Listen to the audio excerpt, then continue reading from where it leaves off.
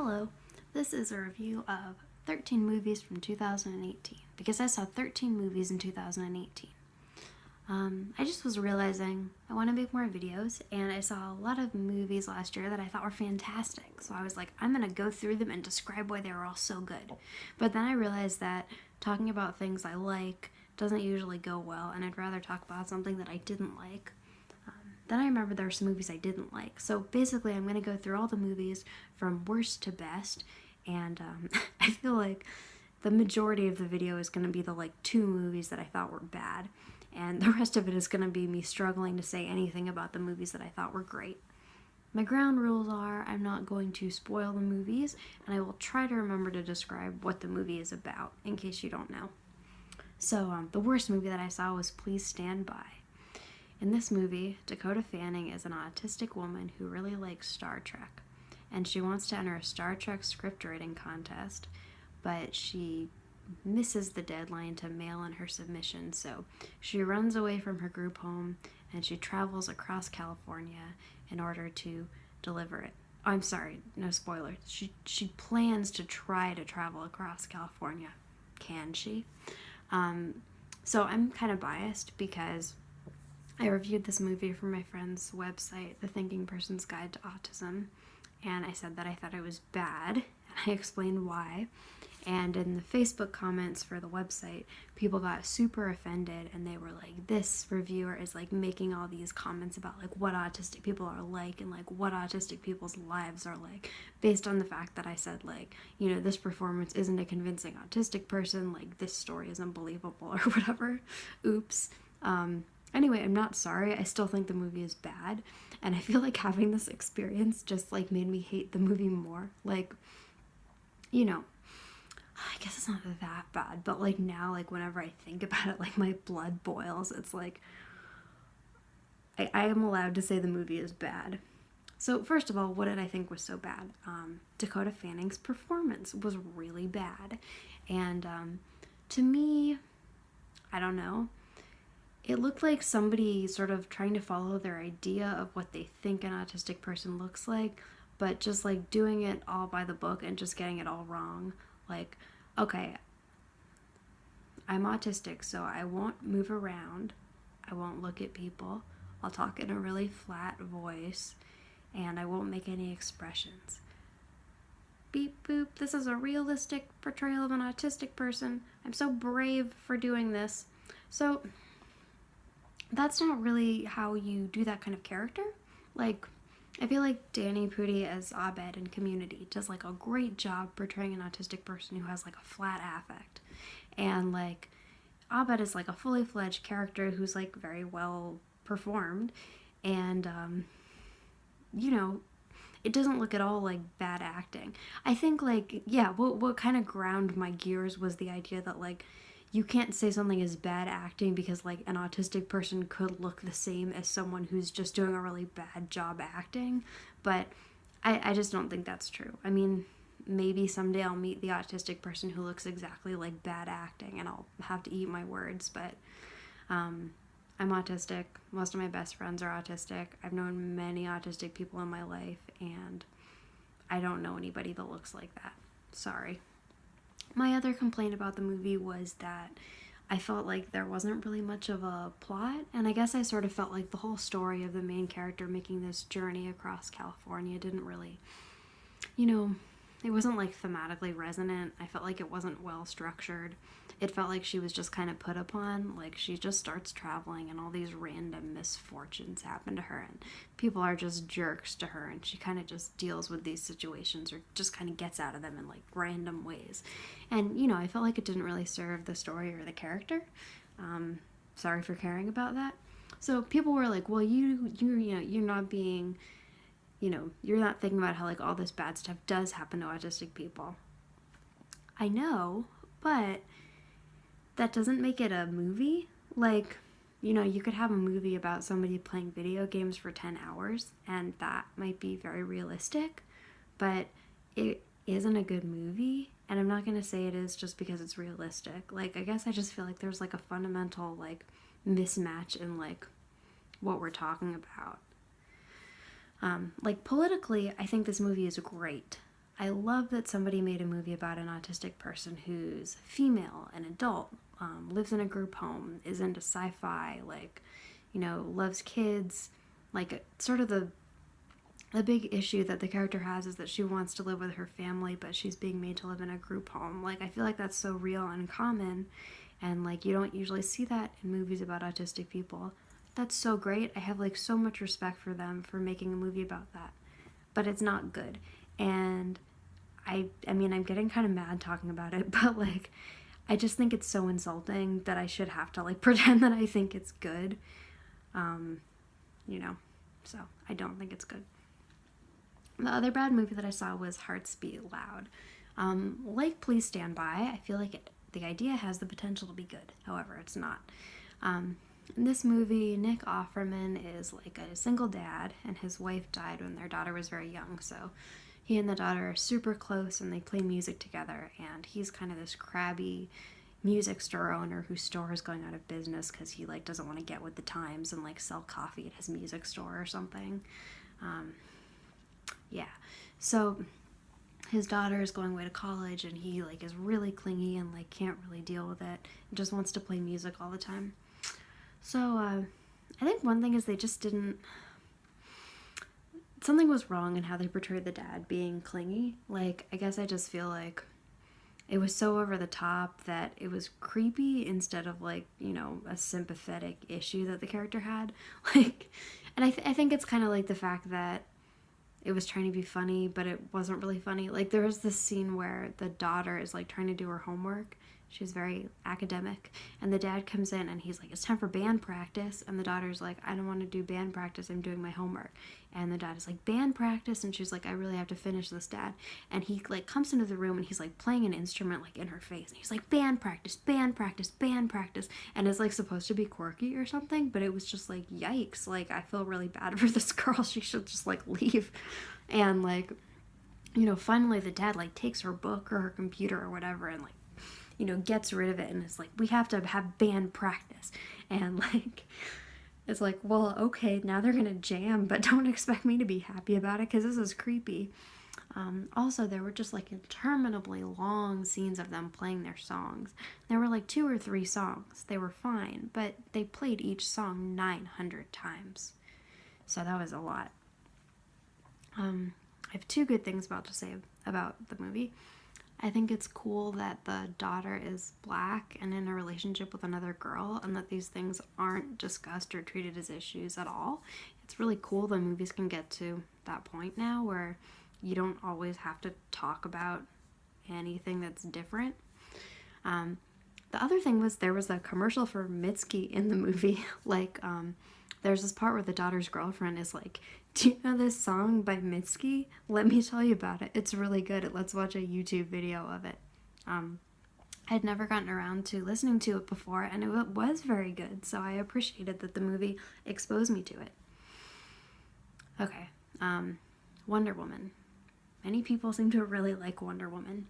My best friend Josh saw Wonder Woman, and he was so overwhelmed by how much he liked it that he forgot how to get to his house, and he got lost. And I was excited to see the movie that caused Josh to forget where he lives. But I was kind of underwhelmed by it. There's nothing wrong with it, but I wouldn't watch it again. I did see Bumblebee. It was technically this year. I don't care for Transformers, but I sure liked Bumblebee. Avengers Infinity War. I'm not going to try to explain what this is about because, like, okay, maybe it's just me, but, like, as a Marvel fan, like, I will see Avengers movies, but I don't like them. I don't want to watch a movie where everybody shows up, like, forever, because that's what they're like at this point. So, if you haven't seen other Marvel movies, like, don't start here. Like, I don't see why you would want to watch it unless you already care about everybody. Anyway, it was fine, like, but these movies just aren't my favorites. But, like, yeah, I enjoyed watching it, so, you know, that's definitely better than I could say about, you know, some movies that exist. A Star is Born. I did not know what A Star is Born was about. It's a classic movie that has been remade multiple times, and it's always about a an older male musician who falls in love with a younger female musician, and he mentors her and she becomes a star. And yeah, so in this version we have Lady Gaga and Bradley Cooper. They're both really good. I liked the songs and they were played the right number of times. The thing is, I didn't know the plot of the movie, which I guess everyone knows, but yeah, I wouldn't have seen the movie if I had known that that was going to happen, which isn't a criticism of the movie. That would be like criticizing Isle of Dogs because it's about an Isle of Dogs instead of because it's racist. Yeah, so Isle of Dogs, like, kind of racist, or maybe that's the wrong word. Maybe I should say, like, xenophobic. But, like, yeah. Isle of Dogs is a Wes Anderson stop-motion movie. And, wow, it's great. It's, like, beautiful. It's, like, amazing to watch. I went with my boss, and we both were just, like, staring at it the whole time. The thing is, the only thing to criticize about it, really, is that it does this thing where, to kind of get us in the dog's perspective and kind of seeing the humans as these scary, incomprehensible creatures who, like, sorry, I'm so sick, whatever. Basically, like, the dogs get sick and the humans quarantine the dogs on this island, which is kind of sad. And, you know, what will the dogs do? Can they help themselves? Will some plucky kids help them? I guess you'll have to watch the movie and find out. But, to do this, the movie is set in Japan, and most of the Japanese is not translated. So we have these figures, these human figures that are hurting the dogs, and we can't understand what they're saying. And then the dogs are translated into English and voice acted by American actors. So I like the idea that it's making the dogs seem more human and the humans seem like, you know, these sort of scary animals that we can't relate to. But, like, maybe don't be, like, a white American making a movie where, like, the dehumanized humans are, like, foreign people of color speaking a foreign language. Because it ends up sort of coming off not like you're saying, like, oh, let's imagine these dogs as humans and, like, dehumanize the humans. It's kind of like saying, like, oh, these dogs are, like, more human than these Japanese people. I don't think I'm the only person to have that reaction. And, then it's kind of even worse because one of the things he does is, like, bring in an American human character who's sticking up for the dogs and who's speaking English so we can understand her, which, like, you know, the terms of the movie by this point kind of, like, make that necessary. Like, you do need to have a human who's speaking English so you can understand some of what the humans are doing, but it ends up being like, here's these humanized dogs, all these dehumanized humans, but look, here comes, like, a human that we can relate to, an American human, and it's just kind of creepy. Yeah, I mean, this isn't, like, a new take or anything, but I was kind of like, that kind of rubbed me the wrong way in a movie that I otherwise thought was really cool. And I don't think it's something where you can say, like, oh, it had to be like this, there's no other way to do it. Like, you couldn't have the humans go, like, wah, wah, wah, wah, wah, wah, wah, or something else. Because, like, it's a Wes Anderson movie. It's really stylized. The way that, like, the Japanese English thing is applied is, like, you know, kind of inconsistent and stylized and quirky anyway. They could have just done a different stylized, quirky thing to get the same effect, and it wouldn't be like this. Yeah. Black Panther, a good movie. I saw it twice. I really enjoyed it. I like all the actors and characters. My favorite part was the "what are those" joke, because I guess I'm immature for my age, and it's been a long time since I've seen it, so I don't feel like I can really say anything smart about it. However, this is when we get into the section of movies where I'm just, like, really enthused and have nothing to say.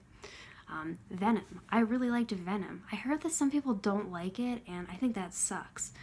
I actually heard, after I'd seen the movie, that this line was considered bad. I'm gonna bite off your head and your arms and legs, and you're just going to be a turd.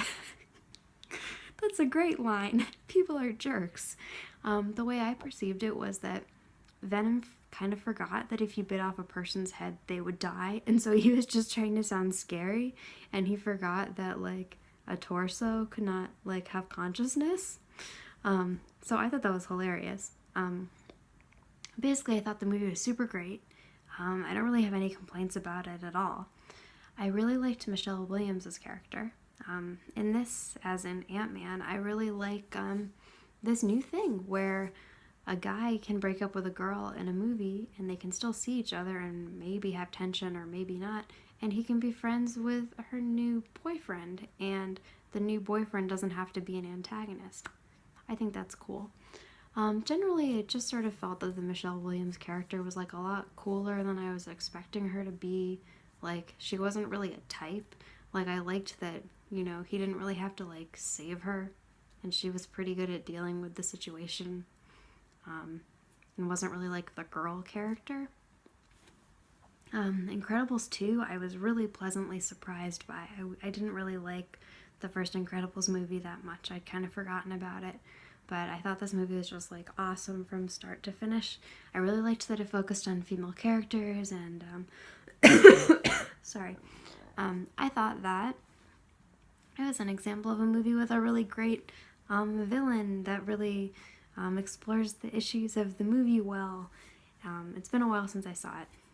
I'm getting to the point where I don't have that much to say. Ant-Man and Wasp, a great movie. I really liked how the villains were not really villains. Like, all the villains were either kind of minor and silly, or they were like really sympathetic. It just made the movie kind of interesting to watch, that it didn't really have like a standard villain, but it was still very exciting. And I think it was like the movie I saw that I like laughed the most at and just like felt the most like fun. Spider-Man Into the Spider-Verse. This movie was so good. I've seen it like twice in the past like 3 weeks, and I may see it again. First of all, there's a character in this movie who is a spoiler, and I was so happy to see this character in the movie, especially in the incarnation that they were in the movie. I've just like, whew, nothing could make me happier. And like when I saw the movie again, I just appreciated this character and everything about it so much more. Like, the first time I thought the movie was good, but like when I saw it again, it just like developed so well. Everything was like set up so well, like the twists, like once you know that they're coming, like they're so well, it's just really good. Yeah. Something I thought about Spider-Man Homecoming and also about this is that like usually superhero movies are not scary because you're relating to a superhero. And even Spider-Man movies, even though Spider-Man might be supposed to be a teenager, he always looks like an adult. But I thought Tom Holland was kind of more believably like a kid.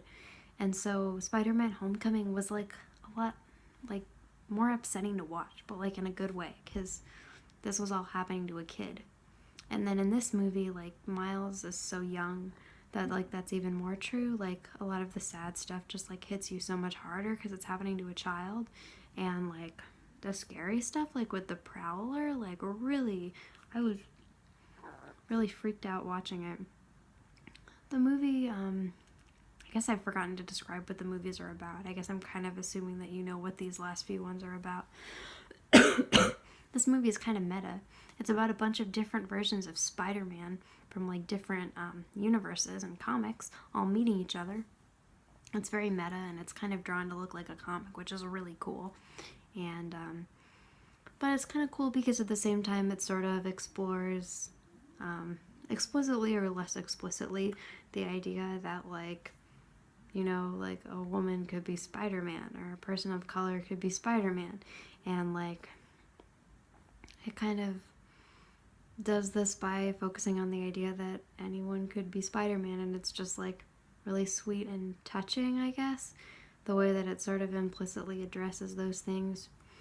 I'm getting sleepy, but I really liked the movie a lot. I think my top favorite thing about the movie is just the way that the scene where Miles and Peter are arguing and they're walking up the wall, and you just see it like this. There's so many things that are just like so visually great about the movie. Sorry to bother you. So, my hometown has a theater called the Avon, and they show weird movies. Like 5 or 10 years ago, they went viral because they had the movie The Tree of Life, and they wrote this incredibly snotty letter like to patrons at the theater, and it was like, if you don't understand the movie The Tree of Life, like that's because it's very metaphorical and surreal, and you shouldn't go to see it if you're not prepared for that. And if you don't understand the movie and you don't like it, like you can't have a refund just because you didn't understand it. So that's what the Avon is like. And my dad and I used to go to weird movie nights there. Like they would show cult movies, I guess, like Repo Man and Existence and stuff like that. And it was just like really fun. And watching Sorry to Bother You, I guess I just felt like I was watching one of those movies. At the same time, it was something that was very timely and very specific to the Bay Area too, I guess. But yeah, it was super great and smart and funny, and I'm usually not very fussed about spoilers, but I was very glad not to be spoiled, because like the twists in the movie were so weird that like I felt like I was just like going crazy while I was watching it and like somehow imagining them, and it was just like it had a great effect. So I think if you're going to see it and you haven't, it would be so good if you don't spoil yourself. I forgot something I was going to say about Spider-Man Into the Spider-Verse. If you are like photosensitive, like if flashing lights can trigger you to have seizures or migraines, like you definitely shouldn't see it. It kind of sucks, actually. It sort of sucks to make a movie that's like, oh, anyone can be Spider-Man, anyone can enjoy Spider-Man except you. But yeah, it's a really big feature of the movie that there's like a lot of scenes with like flashing lights and like strobing, and so yeah, you should definitely be aware of that if you're not. Anyway, Sorry to Bother You was very good. I really like all the actors, and I was really happy to see them in this movie. And yeah, it was definitely way too real, actually. Those are the movies that I saw, and this is my review. And I wish I'd kept one of my earlier drafts, because I feel like at this point I was getting kind of sleepy.